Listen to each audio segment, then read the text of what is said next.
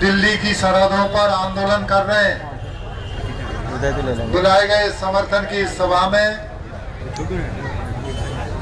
हमारे आज की सभा की अध्यक्षता कर रहे सम्माननीय अध्यक्ष मलुका राम जी, सम्माननीय ब्लॉक अध्यक्ष ओम प्रकाश पाठक जी, पूर्व अध्यक्ष नागेंद्र मोहन सिंघल जी, सम्माननीय मेरे परम आदरणीय मार्गदर्शक हरिशंकर अर्देनिया जी, आदरणीय ब्रजमोहन जी, सम्माननीय मुरारीलाल जी, मेरे साथ आए हुए आदरणीय हरकिशन कुशवाहा जी, सम्माननीय श्रीपद सार जी, मंडल अध्यक्ष राम कुमार जी और हमारे जिला पंचायत सदस्य रामनिवास मौर्य साहब, आदरणीय बंसल जी, सम्माननीय पीसीसी सदस्य जगदीश जी, आदरणीय मेहते जी और पूर्व अध्यक्ष सियाराम यादव जी, सम्माननीय सभी भीम आर्मी के मेरे साथियों, और मैं क्षमा चाहता हूँ मेरे सभी कांग्रेस के सहपाठी साथियों, आदरणीय राम स्वरूप रावत जी सरपंच साहब, राम कुमार जी ऊपर आ जाओ, और सभी मेरे आदिवासी भाइयों और उपस्थित आप और हमारे सबके शरीर में ऊर्जा का संचार करने वाले, हमारे शरीर में खून बनाने वाले सभी उपस्थित मेरे ग्रामीण क्षेत्र के अन्नदाता बंधुओं और उपस्थित मेरे सभी साथियों, सबसे पहले मैं आप सबको प्रणाम करता हूं, नमन करता हूं, नए वर्ष की हार्दिक शुभकामनाएं देता हूं। मैं आप लोगों के बीच में उपस्थित हुआ हूं। इससे पहले मैं कुछ नारे लगवाऊंगा, आप लोग बोलना, जय जवान जय किसान, जय किसान जय हिंदुस्तान, भारत माता की, भारत माता की, जय जवान जय किसान, जय जवान जय किसान, जय किसान, हिंदुस्तान, जय किसान, हिंदुस्तान। मेरे सभी साथियों, जैसा कि आप सभी जानते हो, केंद्र में मोदी की सरकार है। भारतीय जनता पार्टी की सरकार ने जब से बनी है तब से उनकी बात तो करेंगे, लेकिन अभी जो 3 काले कानून किसान विरोधी बनाए, उनको समाप्त करने के लिए, उनको खत्म करवाने के लिए दिल्ली की सरहदों पर, दिल्ली की सीमाओं पर पूरे देश का किसान आंदोलनरत है। पूरे देश का किसान 50 दिन से लगातार आंदोलन कर रहा है, बैठा है, वहाँ घर बार छोड़ के बैठा है, महिलाएं बैठी है, बच्चे बैठे हैं। 50 दिन हो गए और इन 50 दिनों में कड़कड़ाती ठंड में, दिल्ली की जो ठंड पड़ती है 1 डिग्री सेंटीग्रेड पारा रह जाता है, यहाँ से 4 गुनी ज्यादा ठंड पड़ती है। 125 किसान अभी तक मर चुके हैं। 125 किसानों ने शहादत दी थी इन कानूनों को निरस्त कराने के लिए, लेकिन देश के प्रधानमंत्री को बाहर के कामों की तो फुर्सत है, उन किसानों से मिलने की फुर्सत नहीं है, उन किसानों से बात करने की फुर्सत नहीं है। मैं एक बात बता देना चाहता हूँ, ये किसान कानून जो बने हैं उसको आप और हम ज्यादा नहीं समझ पा रहे हैं। ये किसान, ये कानून आप पर भी असर डालेंगे, आपको भी खत्म कर देंगे।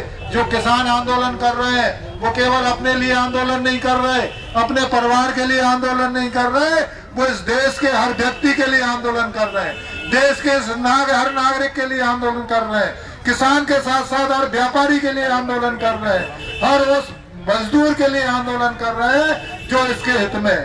ये कैसे? ये 3 कानून जो बना है, इन तीनों कानूनों के माध्यम से, पहला कानून है कृषि उपज व्यापार एवं वाणिज्य संवर्धन अधिनियम। इसके तहत पूरे देश में मंडियां समाप्त कर दी है।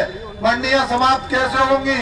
आदेश तो नहीं निकाला, जब मंडी लाइसेंस की बाध्यता नहीं होगी, बड़ी कंपनी आएंगी, यहाँ माल खरीदेंगी, और जो हमारे बीरपुर के छोटे व्यापारी 1 किलो माल नहीं खरीद पाएंगे। क्यों नहीं खरीद पाएंगे? ये खरीदेंगे 2000 तो वो लगाएंगे 2200 रुपए, किसान 2200 रुपए वालों को देगा, और ये व्यापारी 3 साल में खत्म हो जाएंगे, 3 साल में समाप्त हो जाएंगे, और फिर वही माल आराम से चाय जितने सस्ते दामों पे खरीदेंगे। जो 2200 में खरीदते थे, 3 साल बाद वही 1000 में खरीदेंगे। आपको मजबूरी में बेचना पड़ेगा और व्यापारी खत्म हो जाएगा। इस कानून में यह भी व्यवस्था है, ज्यादा पैसों में खरीद के पैसा लेके भाग गए तो आपके पास कार्रवाई करने का कोई अधिकार नहीं है। कोर्ट में भी नहीं जा पाओगे, एसडीएम के यहाँ जाना पड़ेगा। ये सुविधा बड़ी बड़ी कंपनियों को मोदी सरकार ने दी है, अपने मित्र लोगों को, अडानी अंबानी को दी है। दूसरा कानून है, इससे व्यापारी, किसान तो खत्म हो गई, व्यापारी खत्म हो जाएगा। दूसरा कानून है ना भंडारण का अधिनियम, जिसके तहत कालाबाजारी बढ़ेगी। बड़े बड़े गोदाम इन कंपनियों ने बना लिए है, चाहे जितना माल भर सकता है। जब एक आदमी पूरे क्षेत्र का माल खरीद के भर लेगा तो छोटे छोटे व्यापारी तो समाप्त हो जाएंगे और अब भाव अपने कंट्रोल में रखेगा। जब पूरा माल एक साथ भर लेगा, चाहे जब किसान की फसल आएगी वो किस माल खोल देगा बाजार में। किसान की फसल के टाइम किसान की फसल का भाव सस्ते में आ जाएगा। किसी एक ने कहा था आलू आज से पहले 2 महीने पहले 50-60 रुपए किलो बिका था मार्केट में, तब किसान का आलू नहीं आया था। तब अब आलू आया था वेयर हाउस का, तब आलू आया था भंडारण का, और जब किसान के खेत से आलू आया तो आज 6 और 7 रुपए किलो है। जिस तरह से किसान को खत्म करने का काम ये कर रहे हैं। तीसरा कानून है संविदा खेती का। संविदा के आधार पर आपके बीच में आएंगे, जब व्यापारी हमारे यहाँ के खत्म हो जाएंगे, किसान बड़े भावों पर कुछ फसलों के संविदा करेगा, उसकी मर्जी होगी तो लेगा, और सस्ता भाव हो गया तो खरीदेगा नहीं, माल खराब बता करके चल देगा। और चौथी जो किसान की मांग है, इसी मोदी ने वायदा किया था मैं किसान की आय को दोगुना करूंगा, और किसान की आय दोगुना करना तो दूर, आज हमारे क्षेत्र में बाजरा उत्पन्न होता है। बाजरे का न्यूनतम समर्थन मूल्य 21.5 रुपए है, लेकिन बाजरा आज बाजार में क्या भाव है? 1200-1300 रुपए। किसान की ये लड़ाई है। जो आंदोलन कर रहे हैं वो चाहते हैं कि न्यूनतम समर्थन मूल्य जो कांग्रेस के टाइम से घोषित होते आ रहा है वो घोषित हो, और घोषित होने के बाद किसान की फसल को खरीदने की गारंटी सरकार दे। जो भाव न्यूनतम समर्थन मूल्य पर घोषित किया है उस भाव पर फसल बिकने का कानून किसान सरकार बनाए। अगर बाजार में कम भाव बिकता है तो उसके डिफरेंस का पैसा किसान को सरकार दे, इसकी गारंटी सरकार से मांग रहे हैं। इसलिए वो लड़ाई आप लोगों के हित में भी लड़ रहे हैं। गेहूं का क्या भाव है? 2250 रुपए क्विंटल, लेकिन आज बाजार में वही गेहूं मेरे ख्याल से 1400-1500 रुपए बिक रहा है। किसान के घर में गेहूं भरा है और वो कहते हैं कि न्यूनतम समर्थन मूल्य हमने खत्म नहीं किया, लेकिन वो खरीदते कहाँ है? न्यूनतम समर्थन मूल्य तो घोषित करते हैं। गेहूं हमारा कितना खरीदा जाता है? किसान का जितना गेहूं है वो खरीदा नहीं जाता पूरा। आज पूरे देश में किसान आंदोलित है। अगर ये कानून लागू हो गए तो जिस तरह से देश में ईस्ट इंडिया कंपनी आई थी, देश अंग्रेजों का गुलाम बना था, इसी तरह से पूरी तरह से किसान अडानी और अंबानी का गुलाम हो जाएगा। ये मोदी देश को बेचने का काम कर रहा है। कितना बड़ा झूठ मोदी लगातार बोलता रहा। कई लोगों ने बताया 15 लाख रुपए हर एक के खाते में देने की घोषणा की, वीडियो भी है, आज आप सुनते भी होंगे, लेकिन वो भूल गए, वो भी बड़ा झूठ बोला। उन्होंने डीजल और पेट्रोल के दाम कम करने की बात की और बड़े बड़े भाषणों में कहा, वीडियो क्लिप भी है, कि डीजल 35 रुपए बिकना चाहिए कि नहीं बिकना चाहिए। सब लोग कहते थे कि बिकना चाहिए और वोट दे दिए, मोदी को बना दिया। आज वही डीजल यहाँ पर मेरे ख्याल से 83-84 रुपए लीटर है। जो डीजल 61 रुपए था वो 84 रुपए लीटर बिक रहा है। और आपको इतना बता दें, वही डीजल सरकार को कितने भाव में मिलता है? सरकार को 24 रुपए लीटर में मिलता है। 3 गुना टैक्स सरकार लगा रही है। वो पैसा कहाँ से ले रही है? आपकी जेब से ले रही है, आपकी जेब से काट रही है। डीजल का पैसा, पहले खाद का कट्टा कितने रुपए में आता था? 400 रुपए में, वही खाद का कट्टा 1200 रुपए में आ रहा है। और खाद का कट्टे में जो 50 किलो को मिलता था वो आज 45 किलो का रह गया है। ये पैसा किसकी जेब से जा रहा है? आपकी जेब से जा रहा है। हमें और ये प्रचार करते हैं प्रधानमंत्री अनुदान राशि जो 6000 और 4000 10,000 रुपए भेजते हैं, ये आपको बुलाते हैं, ये आपको भिखारी बनाना चाहते हैं। और हमें उन 10,000 रुपए की जरूरत नहीं है। न्यूनतम समर्थन मूल्य घोषित करें। हमारा जो गेहूं है पूरा का पूरा 2250 पे खरीदे, पूरा का पूरा बाजरा 2150 पे खरीदे। हमारी जो फसल है जितने भाव बिकती है न्यूनतम समर्थन मूल्य पे खरीदने की गारंटी दे, हमें 10,000 की जरूरत नहीं है, चाहे जितना पैसा आपको 1 साल में मिल जाएगा। हमें हमारे किसानों को कृषि उपज की 1.5 गुनी आय की जरूरत है, और उत्पादन जो भाव निर्धारित करते हैं उसके आयोग को बनाने की जरूरत है कि जो भाव तय किया जाता है उसका C2 के तहत एक प्रणाली है। आज खाद कितना महंगा हो गया, आज बीज कितना महंगा हो गया, आज सिंचाई की स्थिति कितनी महंगी हो गई, आज मजदूरी कितनी महंगी हो गई। ये सारी बातें आप लोगों को सोचना चाहिए। जो किसान सरहदों पर लड़ रहा है वो आप हर व्यक्ति के लिए लड़ रहा है, हर परिवार के लिए लड़ रहा है। जैसे आपको बता दूं कि ये कंपनियां आती हैं, बड़ी बड़ी कंपनियां, पहले जियो कंपनियां आई, फोन फ्री में दिया, तो 99 रुपए में पैक दिया, फिर 199 में दिया, फिर 399 में दिया, आज 799। और जब दूसरी कंपनियां खत्म हो जाएंगी तो वही पैक आपको 3,000 रुपए में खरीदना पड़ेगा, आपकी मजबूरी होगी। इस तरह से ये खत्म करने का देश को प्रयास कर रहे हैं। इसी तरह से व्यापारियों को बड़ी बड़ी कंपनियां खत्म कर देंगे, काला बाजारी बढ़ जाएगी, हमारे पास कुछ नहीं रहेगा। संविदा खेती के माध्यम से हमारी खेती पे किसान अपनी जमीन का मालिक नहीं होगा, मालिक दूसरे होंगे, अपनी जमीन पे मजदूरी करके काम पेट भरेगा। ये स्थिति हो जाएगी। मोदी ने 2 करोड़ रोजगार देने का वादा किया था, आज हमारे कितने लोग बेरोजगार घूम रहे हैं पढ़े लिखे, लेकिन रोजगार की बात कोई नहीं कर रहा। ऐसी घट्टी पिलाई जाती है। आज हमें जरूरत है हमारे बच्चे जो पढ़ लिख रहे हैं उनको रोजगार देने की, आज हमें जरूरत है शिक्षा व्यवस्था ठीक करने की, आज हमें जरूरत है स्वास्थ्य व्यवस्थाएं ठीक करने की, आज हमें जरूरत है हमारी खेती को बराबर बिजली देने की। आज आप जानते हो जब तक मैं रहा आपका सब स्टेशन श्यामपुर भी बना, आपका सब स्टेशन रघुनाथपुर भी बना, आपका सब स्टेशन टर्रा कला भी बना, आपके सब स्टेशन एक और बनने जा रहा है। आज जरूरत है वीरपुर क्षेत्र में 132 के भी ये सब स्टेशन बनने की। मुझे मालूम है कि किसानों के पंप पर खेतों तक वोल्टेज नहीं पहुंच पाता, कम लाइट पहुंचती है और वोल्टेज की वजह से पूरी बिजली भी नहीं दे पा रहे। आज पूरी तरह से जरूरत है 132 के लिए का सब स्टेशन इस वीरपुर क्षेत्र में बने। इसकी लड़ाई हम लड़ेंगे, समय पर लड़ेंगे। आज हमें पानी की जरूरत पड़ेगी, गर्मी आएगी, सूखा पड़ेगा, उसकी लड़ाई भी हम लड़ेंगे। लगातार संघर्ष करते रहेंगे।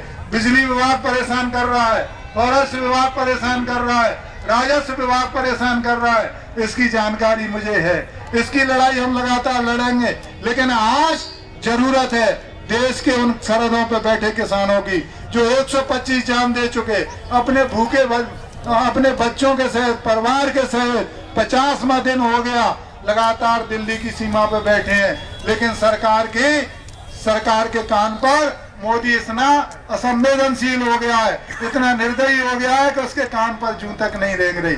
हमारी मांग है कि इन कानूनों को जब तक वापस नहीं लेंगे हम लगातार चैन से नहीं बैठेंगे। हमारी मांग है टैक्स कम करके डीजल और पेट्रोल के दाम कम नहीं करोगे तब तक हम इसी तरह से लड़ाई लड़ते रहेंगे।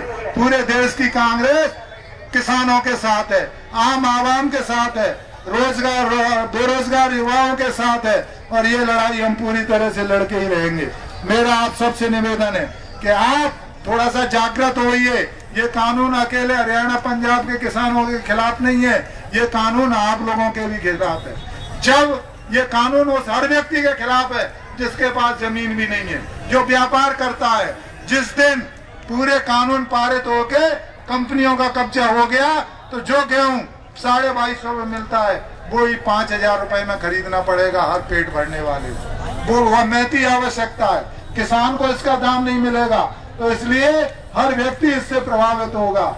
मेरा तो आप लोगों से निवेदन है कि इन कानूनों का समर्थन करने के लिए आज हम यहाँ ट्रैक्टर से तहसील तक चलेंगे, ट्रैक्टर रैली के निकाल के वहाँ ज्ञापन देंगे, और उसके साथ साथ ज्ञापन के साथ साथ जब तक इस बात की चर्चा करते रहें और उन बीजेपी वालों को जवाब दें। जो आदरणीय हमारे नरेश जी ने एक बात कही थी, इन कानूनों को बनाने वाला देश का कृषि मंत्री है।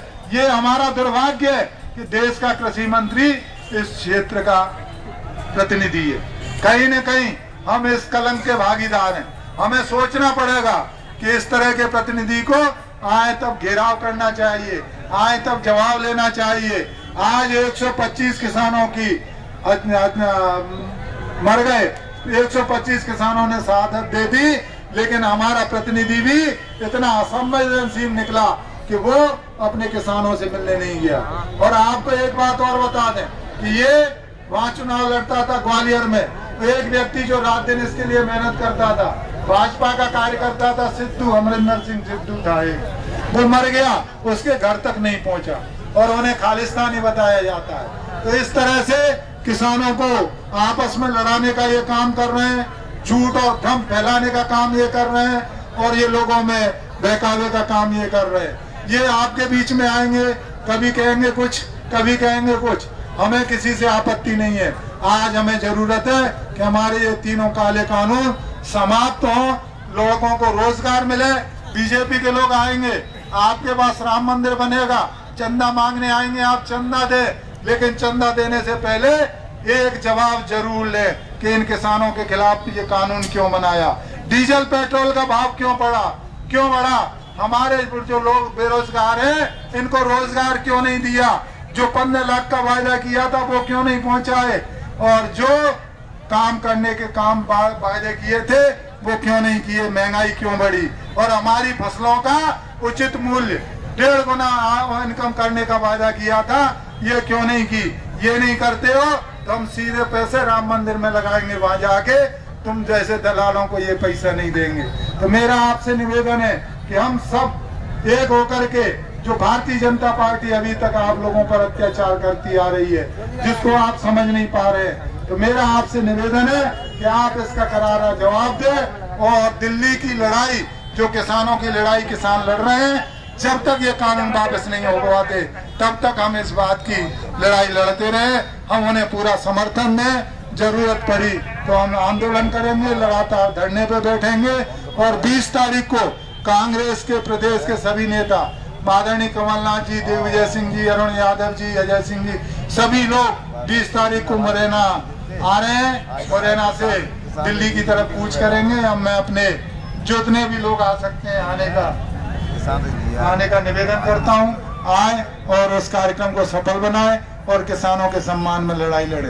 बाकी आपकी जो समस्याएं उन्हें हम लगातार आपके बीच में आते रहेंगे, सुनते रहेंगे, और हमारे आदिवासी भाई भी बैठे हैं। आज हमारे आदिवासियों को जो सम्मान मिलना चाहिए, जो सम्मान दिलाना चाहिए, वो नहीं मिल पा रहा है। वन भूमि के पट्टे देने की बात कांग्रेस ने की थी, लेकिन आज हमारे आदिवासियों को वन भूमि के पट्टे नहीं दिए गए, उन्हें परेशान किया जा रहा है।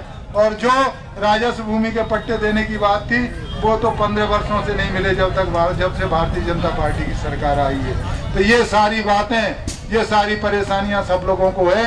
भ्रष्टाचार जबरदस्त रूप से बढ़ा हुआ है, किसी से छुपा नहीं है। तो मेरा आप सबसे निवेदन है कि किसानों के सम्मान में जन जन मैदान में, हर व्यक्ति मैदान में, कांग्रेस मैदान में, और जब तक किसान नहीं रहेगा, ये देश किसानों का देश है, किसानों का अस्तित्व नहीं रहेगा तो अन्न का भी अस्तित्व नहीं रहेगा। अन्न उत्पादित किसान करता है, अन्न नहीं रहेगा तो आदमी का अस्तित्व भी नहीं रहेगा, इस देश का भी अस्तित्व नहीं रहेगा। इस देश की पहचान किसान है, हिंदुस्तान की पहचान किसानों से है। हिंदुस्तान गर्व करता है अपने किसानों पर, और आज जिस किसानों पर देश का प्रधानमंत्री और ये सरकार जिस तरह से अत्याचार कर रही है, इसका हम पुरजोर विरोध करते हैं। धन्यवाद। जय हिंद, जय किसान, जय किसान, जय किसान, जय किसान, जय किसान।